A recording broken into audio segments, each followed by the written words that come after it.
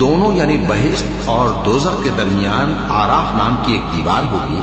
اور آراف پر کچھ آدمی ہوں گے جو سب کو ان کی صورتوں سے پہچان لیں گے،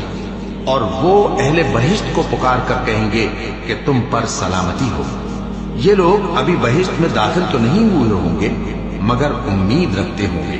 اور جب ان کی نگاہیں پلٹ کر اہل دوزخ کی طرف جائیں گی تو عرض کریں گے کہ اے ہمارے پروردگار،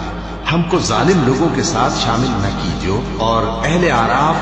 کافر لوگوں کو جنہیں ان کی صورتوں سے شناخت کرتے ہوں گے پکاریں گے اور کہیں گے کہ آج نہ تو تمہاری جماعت ہی تمہارے کچھ کام آئی اور نہ تمہارا تکبر ہی سود مند ہوا۔ پھر مومنوں کی طرف اشارہ کر کے کہیں گے، کیا یہ وہی لوگ ہیں جن کے بارے میں تم قسمیں کھایا کرتے تھے کہ اللہ اپنی رحمت سے ان کی دستگیری نہ کرے گا؟ تو مومنوں،